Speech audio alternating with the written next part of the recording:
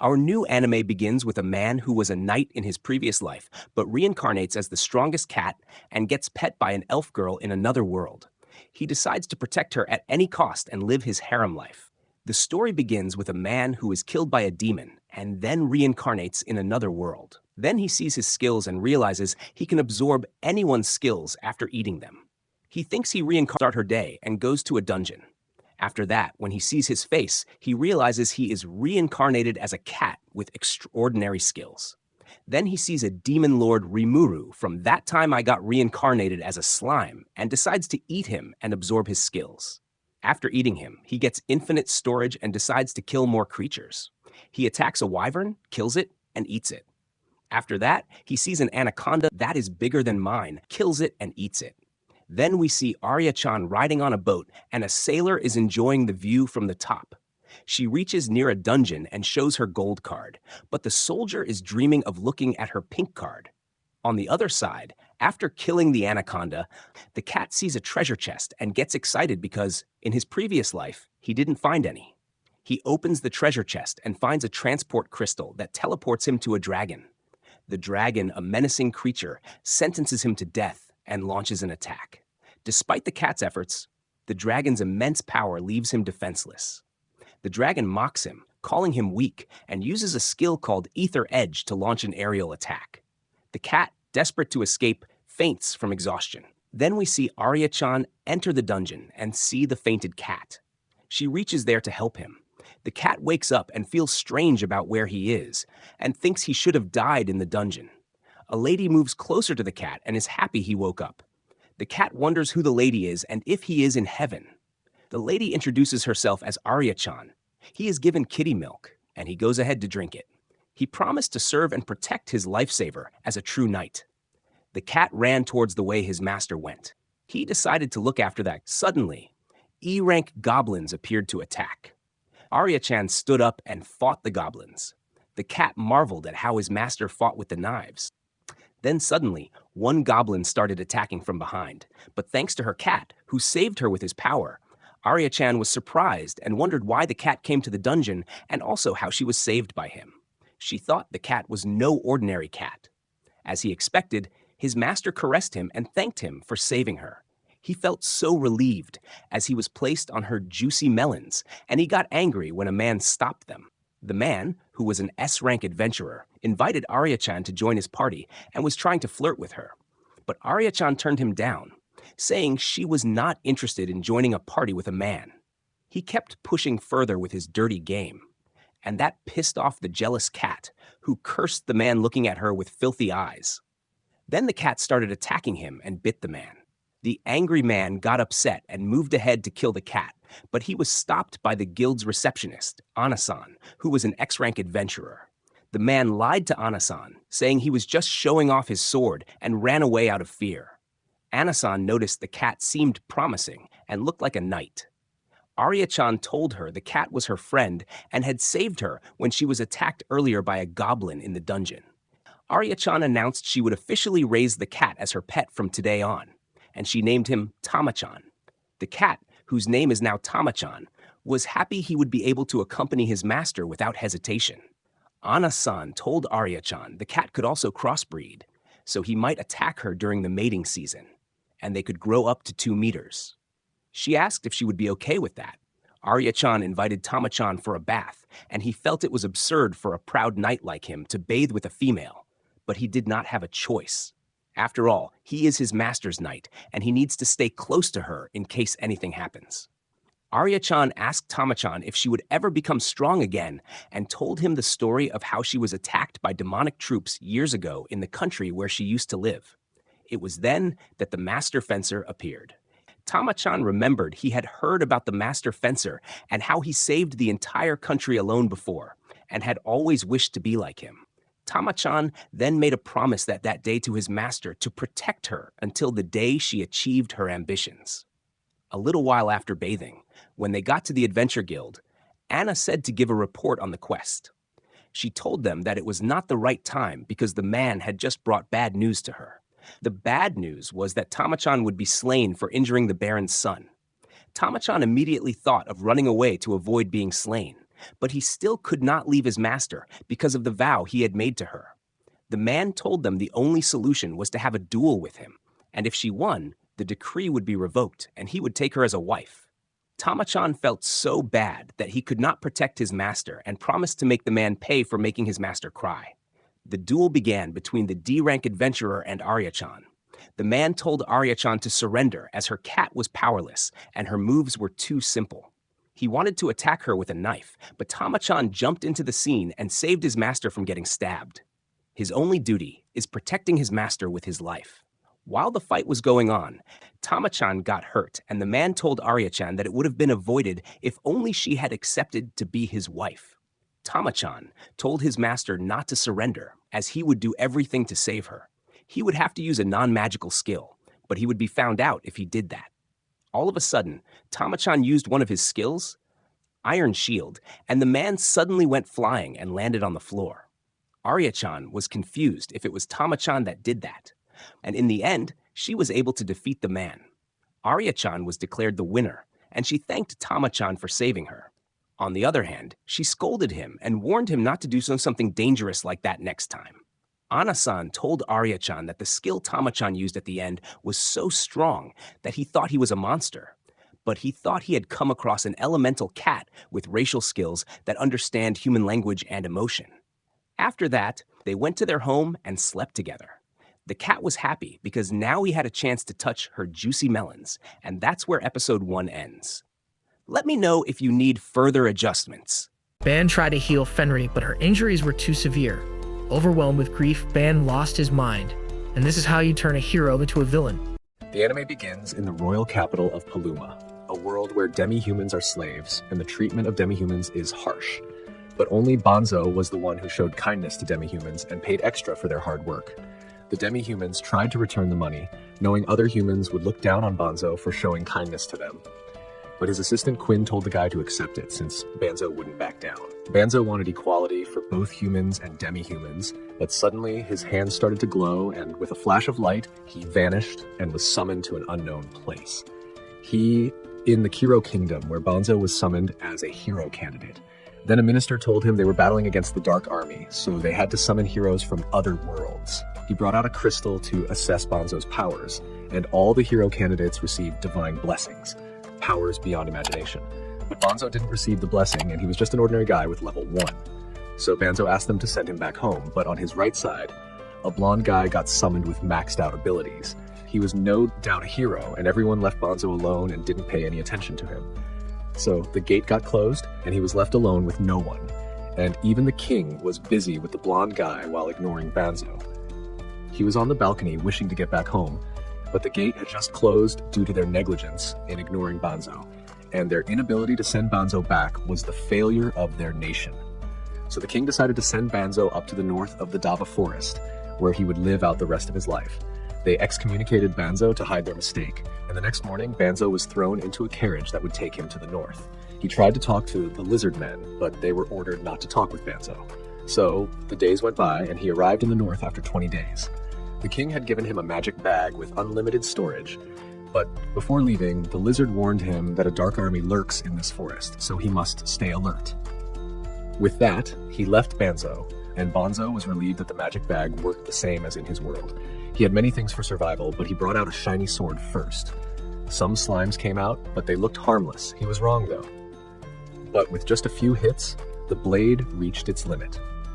Then a window showed Banzo had just leveled up, and his stats had no number in them. Banzo didn't know about this symbol, but it meant he gained an infinite cheat skill system. After that, his AI magic system warned him that his magic bag was enchanted with a monster-luring location tracking spell, which explains why those slimes attacked him. It was the king's doing. He wanted to kill Banzo by pulling these dirty tricks. So, the system suggested the removal of the spell, and Banzo agreed. Instead of getting angry, Banzo thought of exploring the woods, but the system warned him of the malice ahead. Malice here is a gaseous thing that comes out of demons, so the system wanted to purify the forest.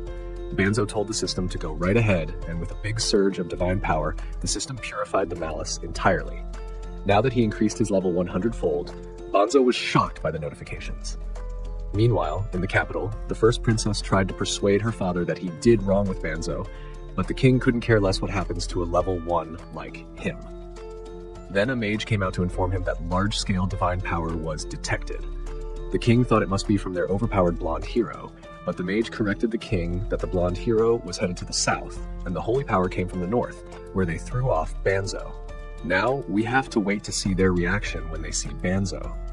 After a while, the level up notifications finally stopped at level 367, but he still doesn't get the symbol of infinity, so he told the system to hide such notifications from now on. So the system showed him the shape-shifting magic and turned him into a girl, but Banzo was proud of his gender, so he reverted back to his original form. Instead, he changed his looks and now he wanted to go to a town. The system suggested using teleportation magic, and with it, Banzo returned to the capital. But it clicked in his mind, so he commanded the system to teleport him to his world. But nothing happened. He's stuck here. So he explored the town and thought of joining the Merchant Guild, but without any identification, it would be difficult. So Banzo went to the Adventurers Guild to sign up. And there the receptionist gave him a briefing on the ranks of an adventurer. Banzo was fine with it, and gave a fake name to register. He started from the lowest rank of E, but there he saw a girl begging the adventurers to escort her to the north with a little money.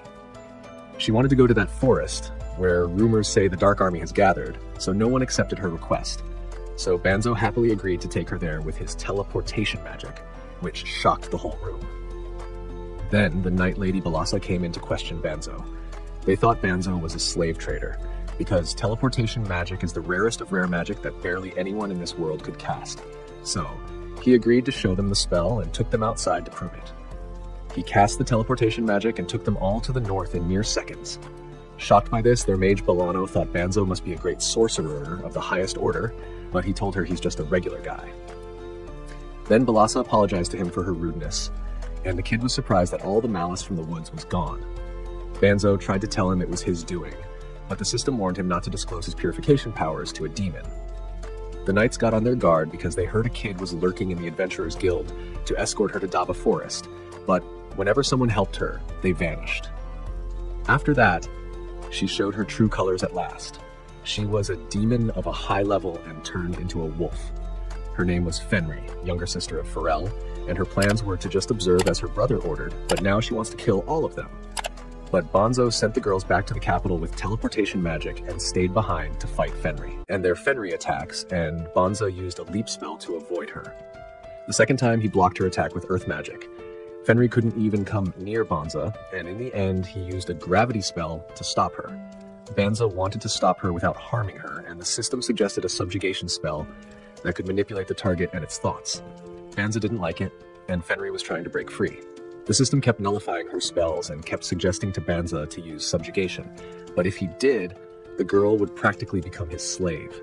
Banzo didn't know what to do, but luckily, Fenry gave up and surrendered as she exhausted her magic. She was prepared for her death, but Banzo took off his spell. He thought demons and humans weren't any different, so he didn't want to kill her. Fenry gave up and turned back, but she had no clothes, so Banzo gave her a cloak and asked her not to fight humans and return home. He pulled out some clothes from his inventory, but Fenry passed out. She was just exhausted, so Banzo set up a camp and was thinking about how others saw him when he mentioned the teleportation spell. There, Fenry woke up and saw Banzo outside, so she came out wearing the clothes Banzo gave her. She vowed to Banzo that she wouldn't attack humans without any reason, wanting to repay him with her life. She was happy to be used as a slave as long as she could stay by his side. Banzo didn't want to own people, so Fenry gave him puppy dog eyes to torture him, but Banzo didn't give in. Fenry felt like she had no reason to live anymore, and that finally convinced Banzo to let her follow him. At the royal castle, the maxed out hero came back with a shameful defeat in his first fight, having lost the majority of his troops. The king asked him what happened, and the blonde hero blamed the knights, saying they lacked discipline.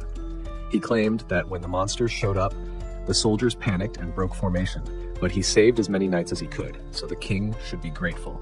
In reality, he had been at the back during the fight, and when the monsters showed up, he was the first to run away, blaming the knights afterward. Despite his maxed out stats, the joke was that he hadn't learned any of his skills. His personal servant came out, and the blonde hero took her out to enjoy the money the king had given him. Meanwhile, Banzo and Fenry arrived in town and wanted to get a job and a house. A shopkeeper called Fenry Madam, thinking that Banzo and Fenry were married. They did look like that, and Fenry was totally on board because the women of her tribe wanted nothing more than a strong husband. Even if it was just pretending, Fenry was still over the moon because, in her tribe, couples eat a bone from the prey they hunted together to bond. But there was an urgent quest announced to kill psycho bears in the north, a task that even the hero had failed to complete. Banza thought to skip it since even the hero couldn't defeat them, but Fenry asked to handle them herself, reasoning that if she could beat them, it would prove Banza was more powerful than the bears. When they arrived at the site, they heard a cry and saw that the knights were surrounded by the bears. Banza used a thunder spell to cook the bears, and Fenry joined in as well. This batch of knights was saved by Banza again, and he introduced Fenry as his traveling companion. However, Fenry was upset because the bear didn't dare lay a hand on her, and it surrendered. Fenry had the idea to keep it as a pet. Others were scared because the terrifying bear was tamed by the two of them. They went to an inn and got to know each other better. The knights asked Banza to train them because, apparently, the hero was throwing a tantrum and refused to fight until the knights became stronger. The king had ordered the knights to get stronger to join the hero, and Barisa and her knight friend wanted to get stronger too. However, Banza wasn't sure because he depended on the system. Fenry didn't like the idea of having women around, but Banza told them he wanted to live comfortably with his wife to avoid them. Fenry changed her tune after hearing that and said it was fine for Banza to train them, so Banza agreed. Away from there, the demon general Yims reported the demon king that Frey's force near Delay Forest had been wiped out by a random person, which piqued the demon lord's interest. He ordered them to bring him the person, no matter what. The next day, Banza freaked out because of the way Fenry was gawking at him. They were staying in the same room, and Banza remembered last night when she invited him to her bed. But the guy wanted to be prepared emotionally, which crushed her dream. She is a wolf, so her way of marriage is different. Banza thought of sleeping outside, but if he did, Balasa and others might suspect their relationship, so Banza had no other option but to sleep there. Fenry wanted to help Banza change clothes, and Balasa walked in. She thought she was in their way, so she left. After that, Banza started training the girls, but they were really a lost cause. Then Banza gave them a room because he got the home at a cheap price. Fenry made a meal for them, but again, she's a wolf, and they eat their meat raw. So Banza cooked the food, and Balasa helped him out. She came from a fallen noble family, so she had to learn cooking. Fenry was sure it wouldn't taste good, but the salad was Banza's work. She ate it and understood what real food tasted like. After that, Banza and Fenry kept hunting a huge number of high-level beasts, so others were being skeptical of them. But then, Fenry wanted to go somewhere, and Banza gave her permission. The guildmaster called Banza out to his office and told him that he had received an invitation to work under the hero to save humanity from demons. Banza had been hunting down A-rank beasts, so it caught the attention of others. The guildmaster thought it was a good chance for Banza to save the world and earn a title for himself. But still, Banza is from another world, so he doesn't have any obligation to save others and fight demons. So he rejected the offer. When he got out, Fenry was totally beat up. She couldn't tell how she messed up in her cooking class, but she looked like a mess. She did everything extra and messed up while practicing, but she still wants to learn cooking for her hubby. On the other side, that useless piece of trash heard about Banza and Fenry, and his servant thought it would be great if they served under him. So Blondie ordered them to be brought to him, but Banza kept rejecting them for over a month, which got annoying. Then Blossom was tending the farm fields as she came from a farmer's family. She got help from their pet, and Fenry was teaching Bai about archery. Milano was exhausted from using magic, so Banza gave her a ring that would increase her magic capacity. She tried to wear it on her ring finger, but she received a death threat if she did that. Balasa acted like she was in trouble, and Fenry took care of it. She planned to get Banza's attention, and Fenry knew it very well, but something was going on out there. At night, Fenry made a huge feast, as she had finally learned cooking. She worked really hard to make Banza happy. She even made a special dish that her teacher suggested to make her man happy. It was curry, and Banza loved it. Yemos was shocked to see the most feared female warrior in the demon army acting cute like this. So Fenry went out to welcome her and invited Yulim inside. Yulim told Fenry she came there to investigate, nothing more. Fenry revealed she was staying with her husband, which was shocking news. Fenry asked her not to disturb her life. Yulim was still nervous, and even while she was there, Banza wasn't scared at all. More so, she couldn't see Ban's level at all. Yulim brought up the Delava forest, where there were no monsters. Banza said he had purified the area long ago. Yulim got upset and told Fenry how she could stay with the person who killed her brother and his entire troops. Fenry was stationed in that forest and already knew that her brother was killed by Banza. As there are only a few people with purification powers, pitting his death would be an insult to her brother. Besides, Fenry said she fell in love with Banza and his power and chose him as her master of her own free will, so her feelings won't change. The girls overheard the conversation, and Ulam thought Fenry had betrayed the demon army. So Ulam planned to fight Banza to take out both him and Fenry. But Fenry thought Ulam was trying to seduce Banza with the excuse of a fight. Even so, Banza accepted the duel, and the fight began. Ulam attempted to attack Banza and Fenry, but Banza canceled her spell. He knew she was targeting Fenry as well. He caught her, and Ulam surrendered too easily. The next day, they revealed everything to the other girls, and Banza said they could report it to the castle if they wanted to. Balasa thought that is what a knight should do, but they weren't so heartless after seeing how good these two were. Outside, Yimas brought the dragon gang, rumored to be the strongest force in the demon army, to kill Banza and Fenry. But Banza was rather excited to see a dragon. Men will be men. Banza cooked the lizard at the perfect temperature, and the ones who were left ran off for their lives. Blossom thought she could have landed the final hit too easily to get the Dragon Slayer title, so Banza told her to throw her tool. She did as he told her, and Banza used a spell on it. It got one of the dragons, and Blossom really got the title. Others wanted that too, but the dragons had already left, missing the chance. The Demon Lord saw the whole thing and decided to visit Banza himself. Banza made a barrier around the area to sense if another demon came over again, and Fenry was ready to fend off that cat if she dared to return. She became agitated just remembering her because Banza was so nice to her. Banza, however, couldn't help but feel guilty after finding out he was the one who killed Fen's brother. Yet, Fenry knew everything and never minded. Meanwhile, Blossom couldn't stop staring at her new title, Dragon Slayer, all thanks to Banza and his spell that helped her slay the dragon. Balasa, on the other hand, went off to hunt magic beasts again. Though she appeared disciplined, diligently training every day, she was secretly jealous because she also wanted the Dragon Slayer title. To her, just the title alone would be enough to earn her favor with the kingdom. If she had gained that title, she could have restored her noble family status and reclaimed their home in the capital, which they lost when her father was a knight. Suddenly, a man arrived asking for directions, saying his friend lived in the area. Balasa grew suspicious and on guard, asking if he was friends with Foe. The man said his wife was, and Balasa deduced he was a demon. He told her he had just come to check up on her, and for now, she believed him but told him to return. Before leaving, the man said his name was Gozel, and told her to mention it to Fenry. Afterward, Banza and Fenry arrived, and Balasa told them about the demon named Gozel. Fenry immediately recognized that Gozel was a fake name, realizing the demon was actually the Dark One, or rather, the Demon Lord himself. Balasa had unknowingly confronted the King of Demons and was now melting down from the realization of her bravery.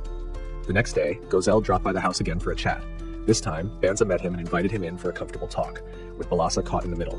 Fenry asked if Gozel's visit was for revenge, but Gozel got straight to the point and invited Banza to join his army. Banza declined once more.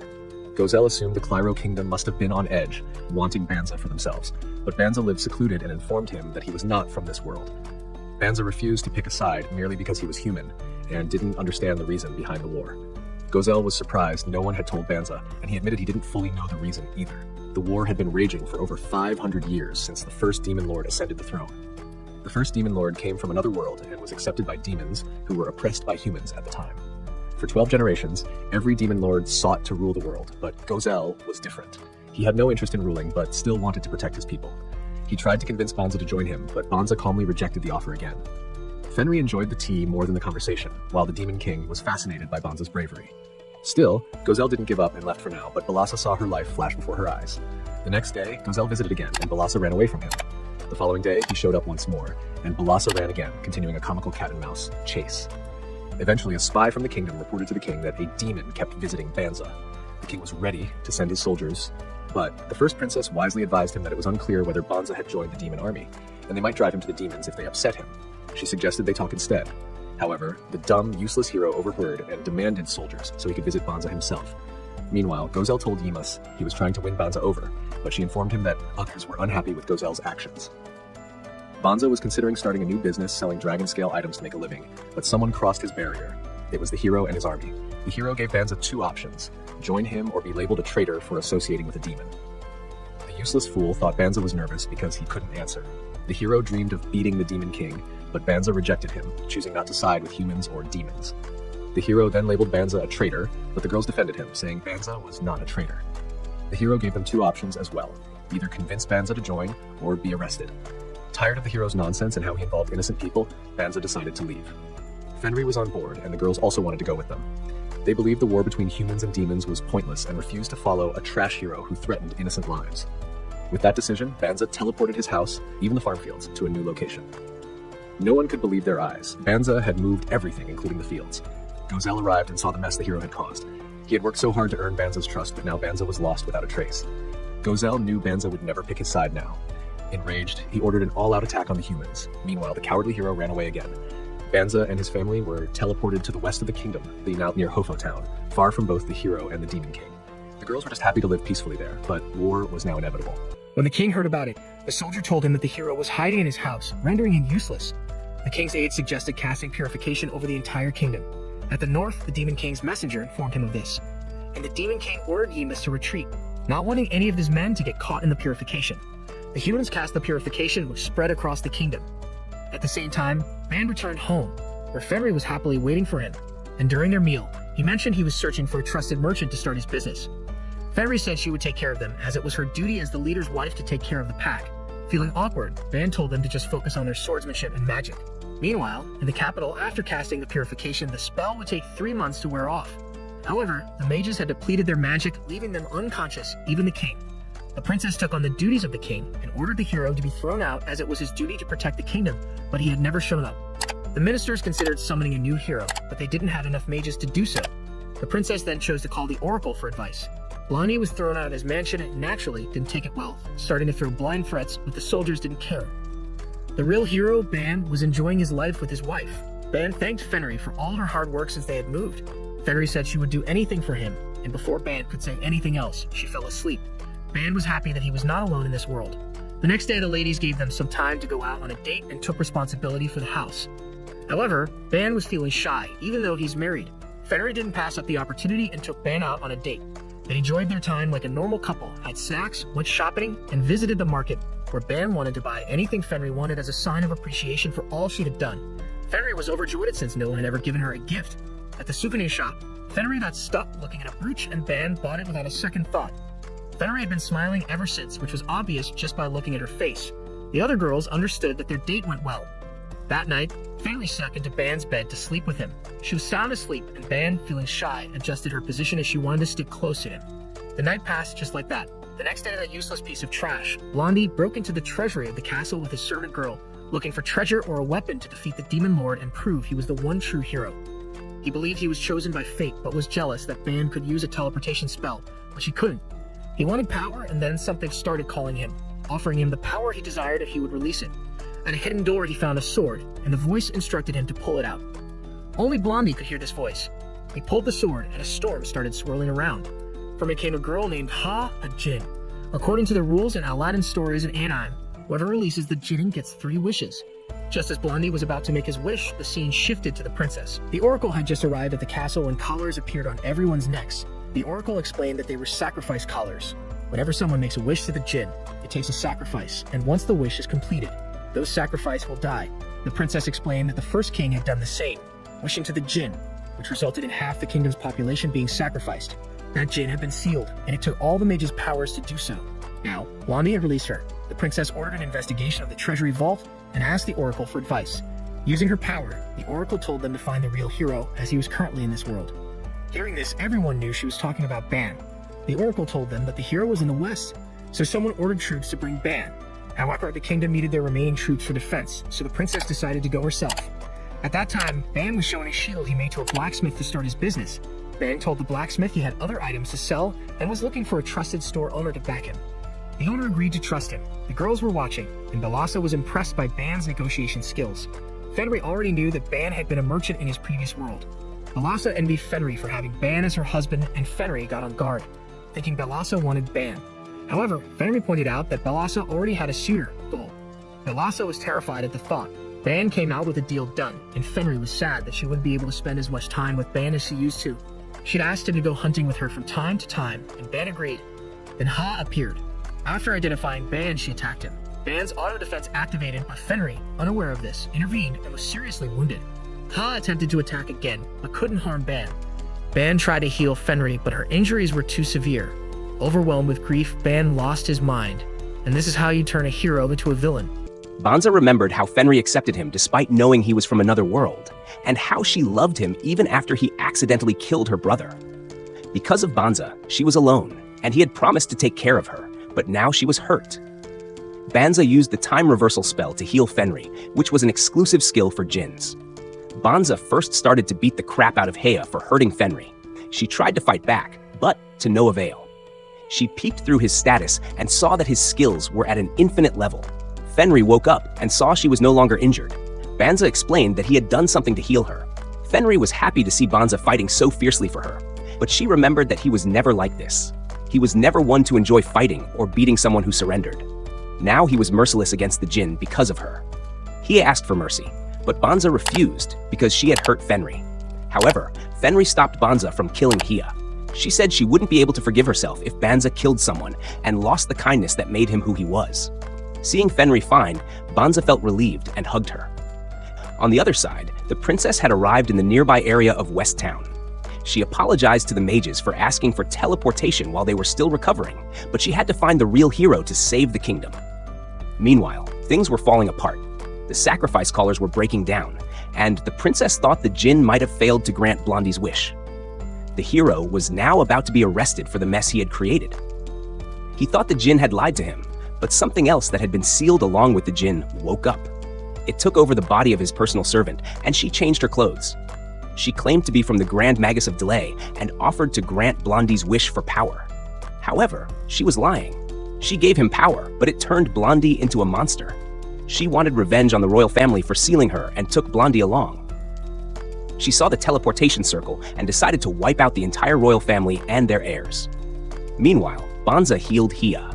When she woke up, she panicked and asked for mercy, but noticed Banza had healed her. He said Fenry was fine, which was why she was fine too.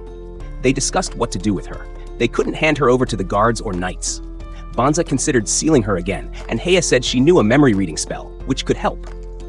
He could now use all of the djinn's power, but sealing her again might lead to more trouble in the future. Fenry suggested they take her in as Banza's servant, feeling it was safer to keep her close. Fenry also had her own reason. She wanted to take Heya into her pack. Banza agreed, but warned Heya that she must never take a human life. Heya, understanding that Banza was different from the typical greedy humans she had encountered, vowed to serve him with her body and soul. She was even a bit excited, remembering how fierce Banza could be. Banza was about to use time reversal to fix the town, but Heya said that it was best for a specific area, and accidents could happen. Even as a djinn, she had only ever used time reversal on one person, and the spell wasn't meant for humans. Banza was able to use it because he had infinite level skills, meaning he could use total acquisition magic, a power only gods possessed. When he was hit by a spell, he could copy its entire nature. Taking her advice, Banza used a restoration spell instead. He brought Heya back home, now a djinn. They worried about their safety, but Balasa reassured them that as long as Banza was around, they were safe. Balasa took Heya to show her to her room. That night, Banza returned to his room, where Fenry seemed worried. As soon as Banza asked her what was wrong, she got on top of him and asked if he was going to leave this world. Heya had mentioned that he could use a djinn's power now, meaning he could possibly return to his own world. Fenry begged him not to leave her and asked if he would take her with him if he did. Banza assured her that he would never go back. That world wasn't a place for demi-humans like her. He then officially asked Fenry to become his wife. Until now, they had only been a couple in name, but after everything that had happened today, he was terrified of losing her and realized the depth of his feelings for her. Fenry said she had always considered him her husband, never doubting it for a moment. She had been taught only to fight and lead her pack, but after meeting him, she had learned about love and never wanted to turn away from her feelings. This marked the true beginning of their relationship. Fenry also told Banza that he didn't need to hide his true appearance from her. Banza replied that this was who he was in this world. His past appearance and name were from a different world, and they didn't matter to him anymore. They were about to share their first romantic night as husband and wife when suddenly Heya appeared, watching them. She had followed Banza, saying it was her duty to watch over him at all times as his servant. Banza forbade her from doing this, but Heya argued that there was nothing wrong with mating since it was a natural part of living together.